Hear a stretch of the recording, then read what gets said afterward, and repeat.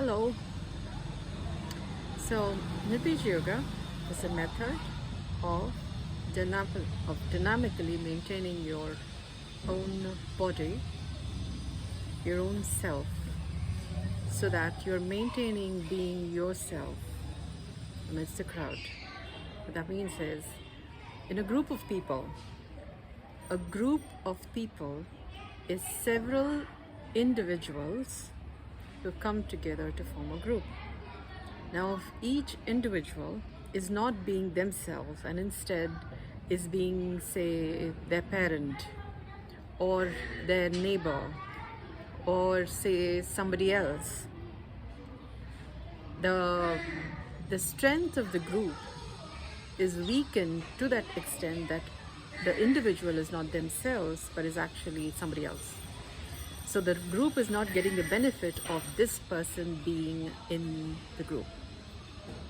So the practice of Nirbeeja Yoga is to enable a person to be able to be themselves and becoming more of themselves. The beauty that is in being that a unique individual, the beauty that is there in being a unique individual, where every person is unique individual because of where they come from, where each one of us have come from, what our different experiences have been, who our parents are, their ancestors, and the different places we've lived in, and this moment being different, and each person occupies their feet occupies a specific latitude, longitude, geodecimal location versus the geodecimal location of another person, which makes each person unique in themselves because of the space and time they occupy and all those history that made a person become a person. So Nirbeeja Yoga is a method of maintaining being a individual, the unique individual that a person is, because it is so easy to get lost in the collective or in the group or in what's happening around us. And this moment does not have the benefit of you being you. Okay, that having been said, now this practice, what I'm doing here right now, is a method of, is another attempt at capturing, at appreciating the present moment. Why? Because a person has their own unique perspective on what is happening in this moment. Now, there are two people here. What I see is different from what another person would see, because beauty lies in the eyes of the beholder. Now, what my eyes see, maybe say, the classic example of the rose and the thorn, I may be watching very keenly at the thorn, and the other person may be very keenly observing the rose, but we both are seeing a rose stem stuff. And what I look at and what another person looks at is different. And hence, when you ask a person to describe what they see, what happened in the present moment, both may have been present at the moment of the incident, but what each person saw would be different. Yeah? So this exercise is about noticing what you see. And it is important to appreciate what you see so that you have the perspective, you are able to appreciate what becomes possible from noticing what you see as being unique and different from what anybody else is seeing. And this is an important starting point to be able to appreciate what you have because of what you have been seeing, what you have been watching. And why that is important is, it is important for you to say the story of life that you see because of you being you, because of what you bring to life from what you are able to see. what you are able to hear, what you are able to smell, taste, feel, know, and hence your sense of self. And why this is important is because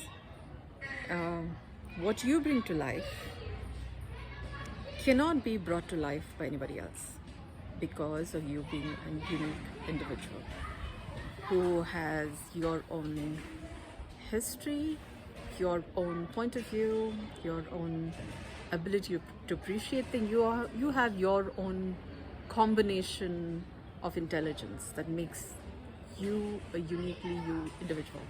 There is said to be about 9 kinds of intelligences. So when you look at permutations and combinations, each person has their own, and then it's not just 9 intelligences. It's also some people have more of one intelligence and less of another, or more of some intelligences, less of another.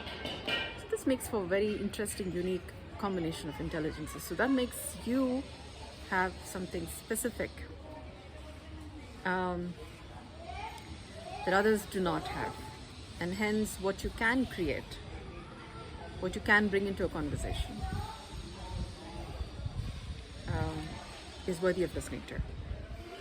And what makes what you have to bring into a conversation worthy of listening to is how much of time, effort, and energy you put into becoming more of you, more of the awesome beauty that you are. I call it, Mr. Anand Mahindra calls it as IVI, or intrinsic value of an individual. So the more you pay attention to yourself, you're developing your IVI, and hence what you have to say becomes valuable the more you are appreciating, developing what's possible from your field of interest, your topics of interest. That's how you become a valuable, value-adding person. Okay? Original intelligence. Now, that's about why this exercise. Yeah. All right. Now, how we go about this is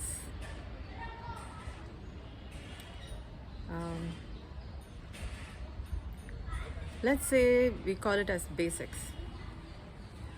One is what you can see, what you can hear, what you can smell, what you can taste, what you can feel, what you can know. Okay? And each of these are different and changing because our level of awareness about what we can say at this moment, there's a lot of noises going around me. So probably while I'm focusing on what I'm speaking, a listener may be more focusing on, oh, there's more noise. So there would be changes in what a person is paying attention to. So if there's a group of people, each person may be paying attention to maybe one or the other sense. Someone may be paying more attention to what they see, someone may be paying more attention to what they smell, somebody to what you can hear, somebody to what you can taste, somebody to what you can feel, somebody to what you can know. So, in being the present moment, it's like a little bit of a dance. So, I hope with all of this talk, at least the words seeing, hearing, smelling, tasting, feeling, knowing has in some way registered in your attention, because that in itself would be a milestone. Because we're used to saying, 5 senses, but then when we sort of, okay, now what are 5 senses? We may sometimes tend to miss out one or the other. Right. But if you can remember that I mentioned 6 here, not 5, 6. Seeing, hearing, smelling, tasting, feeling, knowing. We call it 6 senses. Okay? Now, it is important because knowing also forms a sense. What a person is able to know would be different would be consistent with their own, let's say, knowledge database, or the kind of words that a person has been exposed to during the course of living, which may be different from what another person has been able to know. Say, for example, if they've been living in their house, say for the past 3 months, and there's only, say, one video game that they've been playing, so the number of words that they may have paid attention to would be different from, say, another person who's been, say, a research scholar, running all around the place, reading all kinds of books. So the knowledge base between one person and the other, because of what they've been engaging in, would be different. That was not such an appropriate example, but then at least let's just say our intellect is also like a bit of an engine. The more you can say that. It's about what you've been paying more attention to becomes better or less, or the processor operates differently. I said a little too much. Let's just suffice it to say that what one person is able to know would be different from what another person is able to know because of where they've been, what they've been doing, what they've been interested in, all sorts of things.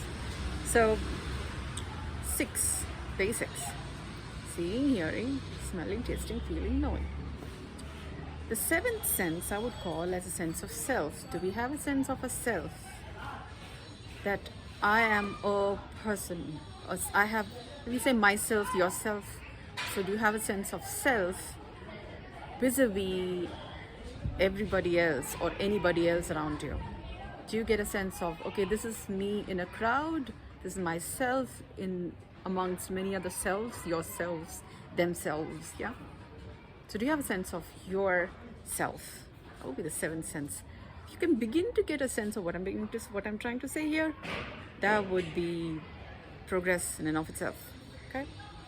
So if that's too much, let's just stay with 6 senses basics. If that's too much, let's just stay with 5 senses.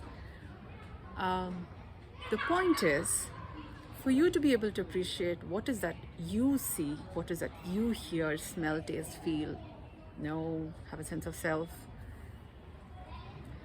Because those are the dots from which impressions are made.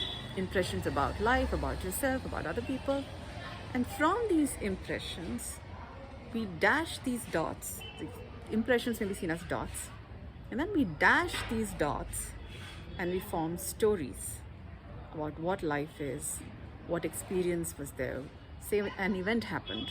Depending on what we perceived, we make the story about what the event was. If you ask 2 people to describe the same event, they will describe two stories, maybe slightly connected, but what happened may be differently told by 2 people. Yeah? Or what they highlight about in one story, a person's story versus another person's story, would be different. And hence, what is the actual story, what actually happened, the facts may get distorted because of the story of what a person says as what happened in the moment. So if it's a journalist, yeah, many kinds of journalists, everybody's watching a fact of it. But one journalist's story versus another journalist's story would be different because of what is that they are more focused upon. Somebody may be more focused on the emotion, somebody may be more focused on the consequences of what happened, and hence the story changes, and hence the fact of what happened may be perceived differently by the audience of the story. Okay?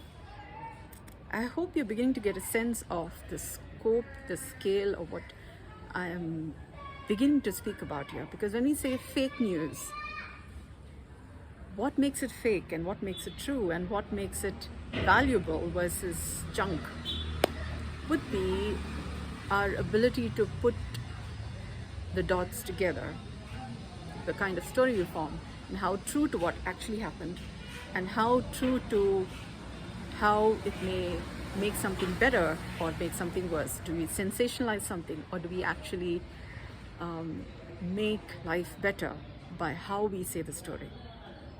How humane are we becoming is dependent on how much of violence there is within us which is when we would tend to sensationalize something, versus how much of peace there is within us, in which case we'll be making the stories of life better.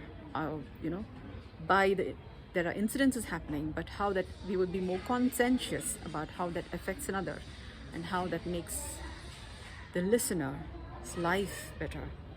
Or if it is not so very nice news, on how it may be conveyed in a way by which others are now able to incorporate it and then take appropriate actions so that they can do appropriate remedial action, versus get more agitated, make things worse. So there's a scope to what I'm saying here. So I hope this gives you pause to maybe think, pay attention a little bit, slow down in a way, and hopefully you would pay a little more attention to what you are seeing. And maybe in time you'll begin to start noticing the story you make from what you sense, yeah? And how much it may be deviating from what actually happened, and how much you may be sensationalizing it versus overplaying it or underplaying it, and how that affects your quality of life. Yeah. Thank you for your attention. I hope this has been of value to you. I hope you begin to see now or over a period of time the value that is there in having this practice. This is Basix for our ability to be in the present moment, notice what's happening in the present moment, and then maybe to get a sense of who you are and what role you play in this present moment, in the grand schema of things, in all that there is. Yeah. Much appreciate your time and concern, and thank you for listening.